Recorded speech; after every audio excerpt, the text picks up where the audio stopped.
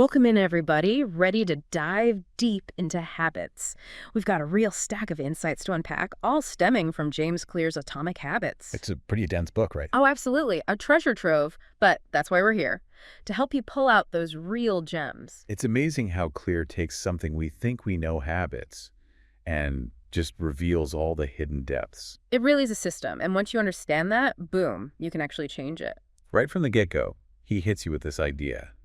Habits are like compound interest. What are your thoughts on that? I mean, it's brilliant when you think about those small, consistent financial investments, how they can explode over time. Exactly, and it's not just positive habits either, Oh, right? true. Negative ones, those tiny slip-ups accumulate too. Big problems down the line. So where do you see this principle playing out in your own life? I've noticed even just making my bed every morning, it kind of has this ripple effect. My productivity shoots up. It's that small win setting the tone. Exactly. But let's get into the nitty-gritty. Yeah. The 4 stages of habit formation. Clear lays it out. Cue, craving, response, reward. Okay, break it down for us. So it all starts with a cue. Something triggers your brain, like time to do this, Could be anything, right? time of day, location, a feeling, even who you're with. And then the craving That's your motivation, the desire behind the habit, for the change it brings. like a sense of accomplishment, stress relief, even that dopamine hit. So, using my morning coffee as an example, the cue would be The smell, right? Coffee brewing. then the craving, that energy boost. Got to get going. Spot on. Then comes the response, the actual habit itself. You're making that coffee. And finally, the reward. That satisfying feeling. First sip, caffeine kicks in, your brain's like, do that again. And all this is happening neurologically too, right? It's wild. Every reward, bam, dopamine surge. It strengthens those neural pathways. Makes the habit automatic. It's like carving a groove in your brain. Deeper each time you repeat it. Habits get ingrained. Good or bad. Which is why understanding the cycle is so important, right? We can analyze our habits. Find those weak spots and strategically improve them, like troubleshooting, You know your machine's parts, you can fix it. Same with habits. not sticking to that workout. Maybe your cue's weak. Lay out your clothes the night before. Or the reward's not doing it for you. Make it more enjoyable. Clear also dives into how our identity ties into all this. He argues lasting change starts with changing our beliefs about ourselves. Not just what we do, but who we believe we are. There's this study on voting behavior. People who saw themselves as voters, statistically more likely to actually vote. It's aligning your actions with how you see yourself. So not trying to run more, Mhm. but becoming a runner. You are someone who runs. Okay, so how does this identity shift actually happen? Go from, say, someone who can't stick to a diet to a healthy eater. It's a process. Starts with small wins. Every choice aligned with that new you, it reinforces the image. The more you do it, the more ingrained that identity becomes. But here's the catch. Our environment, huge role. It shapes our choices more than we realize. This is where Clear's concept of environment design comes in, right? Our surroundings, huge influence. He uses this example. The Japanese railway system. Hmm? Conductors point and call out actions. Reduces errors. Makes it safer. It's creating a more mindful environment. Now think about your own. What cues are driving your habits right now? Makes me think of that story. Clear shares, the woman, ex-lifeguard. Years later, still yelling walk at running kids. And the one about the woman, corporate job, still always asking coworkers to wash their hands. It's crazy how past environments, they leave these invisible fingerprints on us. So how do we design our environment intentionally? To support the habits we want. Clear suggests a habit scorecard. List your daily habits, mark if they help or hurt your desired identity. You become aware of those unconscious patterns. First step to changing them, like taking inventory. Know what you're working with before you rearrange the furniture. Speaking of rearranging, what about Clear's famous 2-minute rule? So practical, right?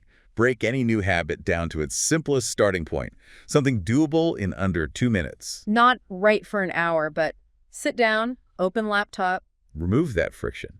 Make starting effortless. Once you're there, laptop open, chances are you'll keep going. Exactly. It's about making that initial action a no-brainer. And the goal, not perfection, consistency. Now, on the flip side, making bad habits harder. Inversion, Yeah. flipping those 4 laws of behavior change, make bad habits unattractive, difficult. So, want to cut back on mindless snacking? Make those unhealthy snacks invisible. Out of sight, out of mind. Literally remove them from the house. You could even make them unattractive. Associate them with a negative thought. And to really up the ante, make them hard to reach. Back of the highest shelf. Increasing the friction. Exactly. Inconvenience those bad habits. Another technique, temptation bundling. Pairing something you want to do with something you enjoy. Like a reward system. Watch your favorite show only while on the treadmill. Makes sense. Okay, so we've got making good habits easier, bad habits harder. But staying motivated long term. Clear talks about tracking progress, celebrating small wins. It's easy to get lost in the big picture, forget those little steps along the way. Tracking provides that visual evidence, keeps you motivated. Especially on those tough days. Clear says even tiny improvements are worth celebrating. It's about progress, not perfection. And those small wins, they release dopamine, reinforce the habit loop. Makes you more likely to stick with it. I'm a big fan of habit trackers. Simple calendars, mark an X every day you do the thing. Could be anything that works, right?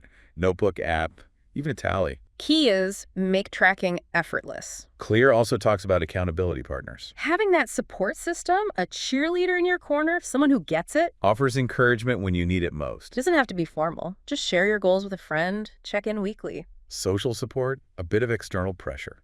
Helps you stay on track. It's finding someone who'll be there for you on your journey, whatever it looks like. We've covered so much.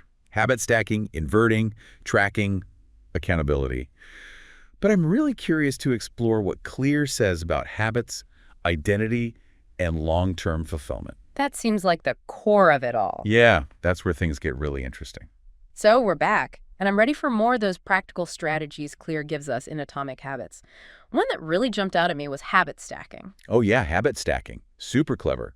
It's all about using those routines you already have. Instead of starting from scratch, you kind of attach the new habit to something you're already doing consistently. Piggybacking on that autopilot, exactly.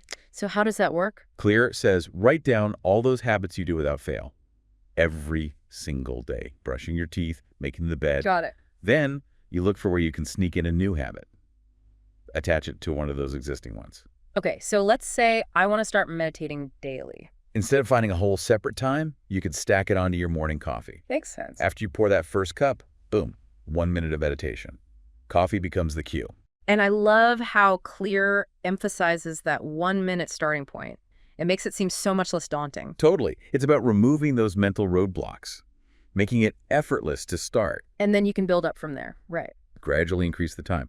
Now, what about when you're trying to break a bad habit? Clear mentions inversion, which honestly sounds a little scary. It's not scary at all, really. Just the flip side of those 4 laws we talked about. Making those bad habits, well, unappealing. And hard to do. So, like, if I want to stop all that mindless snacking. Make those unhealthy snacks disappear out of the house completely. Invisible. Or you could associate them with something negative, make them unattractive. And for the hardcore approach, make them difficult to get to. Up on the highest shelf, way in the back. Increase that friction.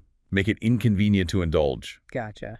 Now, there's also this temptation bundling, right? Oh yeah, that's combining something you want to do with something you enjoy. Built-in reward system. Only watch your favorite show while you're on the treadmill. Okay, I can get behind that. We've talked about making good habits easier, bad habits harder. But what about motivation? Keeping it going long term. Clear's big on tracking your progress and celebrating those small wins along the way. It's so true. It's easy to lose sight of the progress when you're focused on the end goal. Tracking gives you that visual, evidence of your effort. It can be really motivating. Especially when you're feeling like, oh, is this even working? Clear's point is, even the tiniest bit of improvement is a win. It's about progress, not perfection.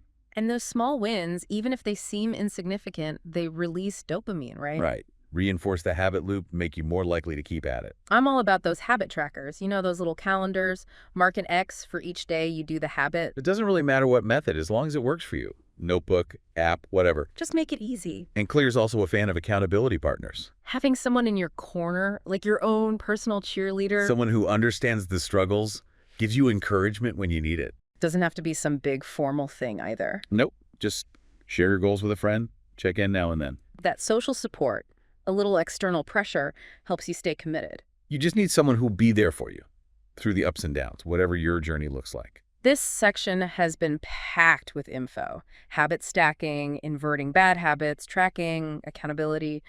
But I'm really keen to dig into what Clear says about habits, identity, and how those connect to feeling fulfilled in the long run. That's where it gets really deep. Okay, so we've really dug into the Heishao W of building and breaking habits, but I want to get to the WHY now. Yeah. What Clear says about those habits being connected to who we believe we are. It's interesting how he reframes that whole behavior change thing. Not just about what we do, but our beliefs about ourselves. Like habits are a reflection of our identity, right? Exactly. Our habits shape who we think we are, but then who we think we are also shapes the habits we build. This feedback loop. It's like we are what we repeatedly do, but Clear flips it, yeah. He's saying we do what we believe we are. So for lasting change, gotta start with that self-image. Okay, but that's a bit abstract, right? Like, how do you actually DO that self-image shift? Convince yourself you are a healthy eater when right now you're not.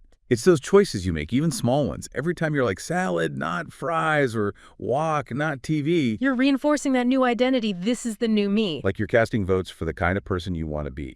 Okay, I like that. But it's not just willpower, right? Nope, it's about making those choices easy, the obvious ones. And that's where all those strategies we talked about come in. You create the environment, the system that supports that new you. Not working against you, exactly. It's about setting yourself up for success. Now, all that said, Clear is big on choosing the right habits in the first place. What does he mean by right, though? Like, are some just better than others? It's not good versus bad morally. It's more about aligning with your natural strengths, your interests. So if you're already inclined to be active, a habit involving exercise, like running or whatever, is more likely to stick. It'll feel more natural, enjoyable, because it plays to what you're already good at. He tells this story about Laszlo Polgar, a chess master, raised his daughters to be chess prodigies. Wow. He intentionally created this environment where they loved chess, made it a natural part of their lives. Powerful example, right? Shaping your surroundings to support that identity you want. Making those right habits the easy choice. But we're all different. How do you figure out which game is your game? Clear's big on experimenting. Try stuff out, different fields, see what gives you energy, what you're drawn to. Don't be afraid to try and be like, nope, not for me. Yeah. It's all part of finding your strengths. So it's not about fitting into some mold. It's finding your path. Building habits that support that. Yeah. Exactly. And even when you do find those right habits, you'll have times you slip up. We're human, right? Setbacks happen. It's part of it. And Clear's big on self-compassion. Learn from those slip-ups. Don't beat yourself up. Use it as data. Adjust your approach. Building resilience, that growth mindset. Yeah, and remembering, consistency matters more than anything, even with those setbacks. It's the long game. Those small, consistent actions, they add up big time. Absolutely. Well, we've reached the end of our deep dive into atomic habits. I gotta say, I feel like I get it now. How habits work, how to use them for real change. It's been great exploring this with you. Atomic Habits, it's one of those books that can really shift how you approach your goals, your life. Before we go, let's leave our listeners with something to think about. A quote from James Clear: "Happiness is the space between one desire being fulfilled and a new desire forming." What are your thoughts on that? That's deep, right? Continuous growth, finding joy in pursuing those new goals. I think it's a perfect way to wrap this up. As you all continue on your own journeys with habits and self-discovery,